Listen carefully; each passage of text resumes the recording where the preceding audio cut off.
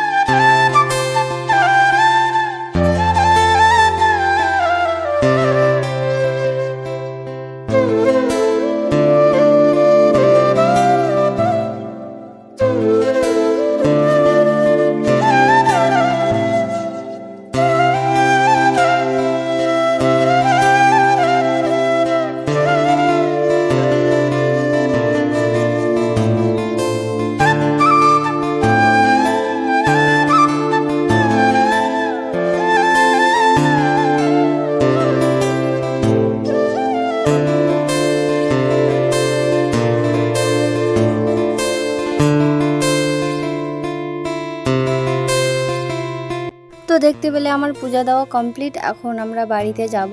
তো দেখে নাও আমাদের মন্দিরটা। তো এখন আমরা বাড়িতে যাব। তো বাড়িতে যাওয়ার আগে চলো তোমাদের মন্দিরটা আরেকবার ঘুরিয়ে দেখিয়ে দিই। দেখতে পাচ্ছ এখানে সবাই মিলে কীর্তন করছে।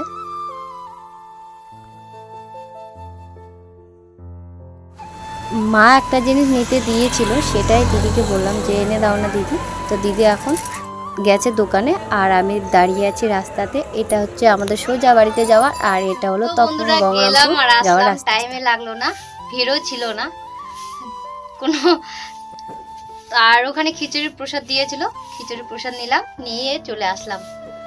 আর এখন কি করব, এখন খাওয়া দাওয়া করবো। খাওয়া দাওয়া করে আবার অনেক লেখার বাকি আছে, সেগুলো লিখতে হবে, সকালের মধ্যে জমা দিতে হবে অনেক। মানে এখন সারা রাত বসে আমাকে আজকে লিখতে হবে, না হলে কমপ্লিট করতে পারবো না। তো চলো দেখতে থাকো। তো মন্দিরে তো জল ঢালতে গেছিলাম, সেখানেই তো দিয়েছিল খিচুড়ির প্রসাদ, সেটা বাড়িতে নিয়ে এসেছি। আর মা এদিকে ভাত দিচ্ছে। আর খিচুড়ির প্রসাদটা কিন্তু ভীষণ টেস্ট ছিল খেতে।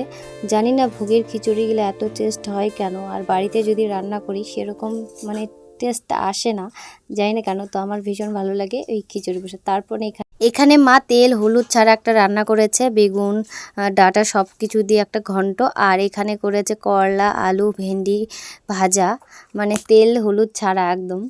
ঘিও দিয়েছে কি না জানি না। তারপর এখানে মা আলু তারপর ভেন্ডি মাখছে। এটা আমার মানে এই ভাতের সাথে এটা আমার লাগবেই। তো চলো খাওয়া দাওয়াটা করি। চলো খাওয়া দাওয়া করে নিই। খাওয়া দাওয়ার পরে অনেক কাজ আছে। আর আমার চোখগুলো একদম বসে গেছে, লিপস্টিকটা তোলাই হয়নি। তো খেয়ে নিই, লিপস্টিকও খেয়ে নেবো, কোনো ব্যাপার না। প্রচণ্ড খারাপ লাগছে, মনে হচ্ছে খেয়ে দিয়ে শুলে ভালো লাগবে, কিন্তু শুতেও পারবো না।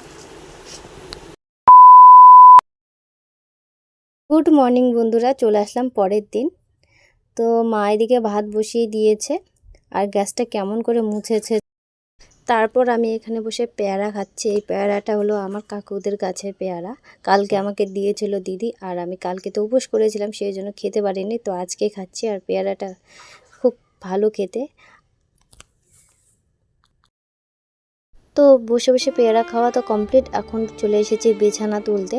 আর জানালাটা খুলে নিলাম, ঠান্ডা হাওয়া আসছে, খুব ভালো লাগছে। আর এই জানালাটা খুব কম খোলা হয়, যখন আমি ঘরের মধ্যে থাকি তখনই খুলি। আর আমার মা খুলতেই দেয় না, কারণ এই জায়গায় মানে এই জানালার পাশে প্রচুর জঙ্গল হয়ে গেছে, আর মশা সাপ পোকামাকড় হয়ে গেছে।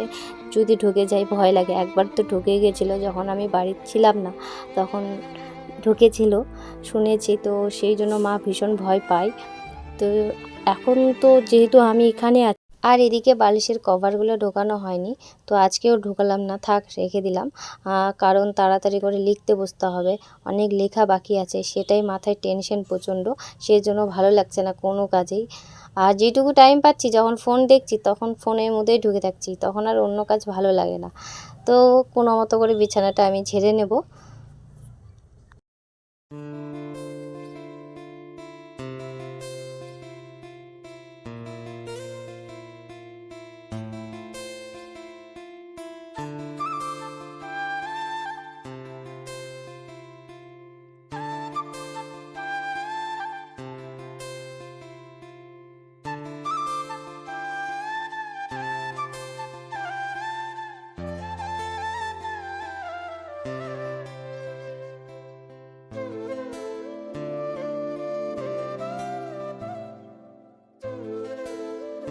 আচ্ছা, এগুলো হচ্ছে সাব সেন্টারের কাজ, মানে নাম লিস্টগুলো লিখলাম, খাতাতে তুললাম, আর এখনও অনেক বাকি আছে। দেখতে পাচ্ছ আমি এখনও বসে বসে লিখছি। আর এখন বাজে, ঘড়িতে বাজে 1:44, আর এখনও আমি লিখছি। এই যে দেখতে পাচ্ছ এখানে ভাত হয়ে গেছে, আর এখানে আছে আমাদের পুকুরের মাছ, বড় বড় মাছ, আজকে মাছ মেরেছে আমাদের পুকুরের। তারপর এখানে নিয়ে এসেছে খাসির মাংস, এখানে খাসি আছে, আর এখানে আছে খাসির ছাট। তো দেখতে পাচ্ছ আজকে মানে খাওয়া দাওয়া একদম জমে যাবে। এইদিকে দেখতে পাচ্ছ কি করছে,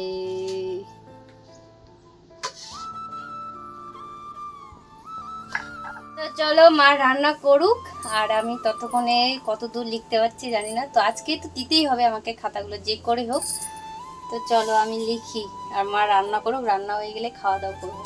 আর অনেক দিন পর মায়ের হাতের মাংস রান্না মানে খাবো আজকে, মানে কপাল খুলে গেছে আজকে আমার, মায়ের হাতে আজকে আমি মানে মাংস রান্না খেতে পাবো। অ্যাকচুয়ালি আমি মা রান্না করে না, আমি করি, আমি রান্না করতে ভালোবাসি, মাই করে না সেজন্য। আর আমার মা অনেক দিন, প্রায় 5-6 বছর হয়ে গেল মনে হয় রান্না করে না, আর এমনি টুকটাক করে, অন্য কিছু রান্না করে, মাছ মাংসটা মা সেরকম রান্না করে না, আমিই করি। তো চলো মা কেমন রান্না করে সেটা তোমাদের রিভিউটা অবশ্যই দেবো। তো চলো কি পরে দেখা হবে। তো এখানে লাল লাল ঝাল ঝাল খাসির মাংস রেডি, দেখেই জিভে জল চলে এসেছে। আর এদিকে মা বাটির মধ্যে খাসির মাংস তরকারি নেবে, কারণ এটা ভাইপোর কাছে যাবে মানে। আর এই টিফিন বক্সটা আমি গিফট পেয়েছি আমার পার্লার এক্সামের যখন হয়েছিল, তখন আমাকে বলতে সবাইকে গিফট করেছে। আর এই দেখতে পাচ্ছ লাল লাল ঝাল ঝাল খাসির মাংসর তরকারি, জিভে জল চলে আসছে দেখেই। তো চলো 1-2 পিস মানে ট্রাই করা যাক, তোমাদের ট্রাই করে বলছি কেমন হয়েছে খেতে। মাছগুলো ভেজে রেখে দিয়েছে, আর চলো আমি একটা ট্রাই করি। তো ফার্স্টে নিয়ে নিয়েছি চর্বি, আর এই চর্বিটাই ফার্স্টে আমি খাবো।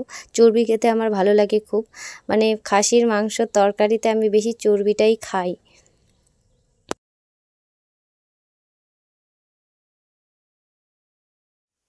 তো আমার ফাইনালি লেখা কমপ্লিট হয়ে গেছে, এখন বাজে 4:30, আর রেডি হয়ে বেরিয়ে পড়েছি। আর আকাশের অবস্থা দেখো, মানে আমার সাথে এরকম হচ্ছে কেন বুঝতে পারছি না। আমি যখন বাড়িতে ঢুকেছিলাম তখন ভীষণ রৌদ্র ছিল, আর যেই বাইরে বেরোয়ে গেলাম তেমনি মানে আকাশের এরকম অবস্থা হয়ে গেছে, পুরো চারিদিকে কালো মেঘ হয়ে এসছে, আর প্রচণ্ড হাওয়া করছে। তো জানি না যেতে পারবো কি পারবো না। তো বাড়ির সামনেই বেরিয়েছি, আর বৃষ্টি চলে আসলো, আর কোথাও যেতে পারলাম না। তো ছাতা নিয়ে গাড়িতেই বসে আছি, আর মা খাতাগুলো নিয়ে একটা দোকান আছে পাশে, ওখানে বসে আছে, আমি গাড়িতেই বসে আছি। দেখতে পাচ্ছ ভিজে গেছি প্রায়। তো কি করব, আজকেই তো খাতা আমাকে দিতেই হবে, কিছু করার নেই। তো কখন বৃষ্টি থামছে থাকুক, আমি ততক্ষণে বসে থাকবো গাড়িতে। ফাইনালি বৃষ্টি থেমে গেছে, তারপর আমরা বেরিয়ে পড়েছি। তো এখন বাজে 7:30, আর আমরা এখন গঙ্গারামপুর স্টেশনের কাছেই আছি। দেখতে পাচ্ছ ট্রেন চলে এসেছে, তাই আমাদের আটকে দিয়েছে, যেতে দিচ্ছে না। তো কি করব, চলো অপেক্ষা করি কখন ট্রেন যাচ্ছে, ততক্ষণ ওয়েট করা যাক।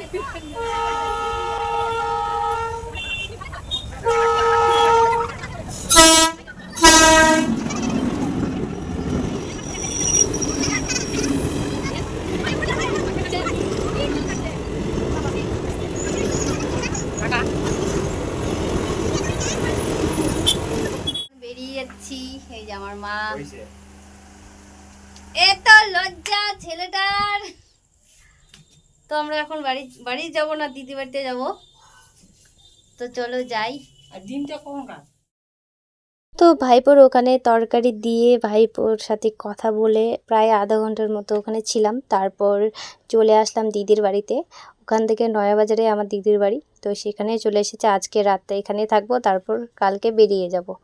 তারপর এখানে ভাগনাদের সাথে একটু গল্প করছিলাম। অনেকক্ষণ সবার সাথে গল্প করার পর এখন আমরা খেতে বসে পড়েছি। আর দিদি করেছিল তালের বড়া। প্রায় শেষের দিকে আমরা এসেছি, তো এইটুকু পেলাম, তো এটাই অনেক। এবছরের ফার্স্ট মানে প্রথম খেতে পাচ্ছি দিদির বাড়িতেই তালের বড়া। আর বড়াটা ভালো হয়েছিল খেতে, মিষ্টিও কম দিয়েছিল। আমার একটু মিষ্টিতে ভালো লাগে না, বেশি মিষ্টি হলে আমার খেতে ভালো লাগে না, কমটাই ঠিক আছে। তারপর একটু এক মুঠ ভাত খেয়ে নেব, বেশি ভাত খেতে পারবো না কারণ খিদে নেই। আর এই দেখতে পাচ্ছ চিকেনের তরকারি, জামাইবাবু পিকনিকে গেছিলো, সেখান থেকে তরকারি নিয়ে এসেছে। তো সবাই মিলে বলতে আমার মা বাদ দিয়ে সবাই মিলে ভাগ করে এটাই খেলাম। আর খাসির তরকারি নিয়ে এসেছিলাম, সেগুলো ওরা খেলো।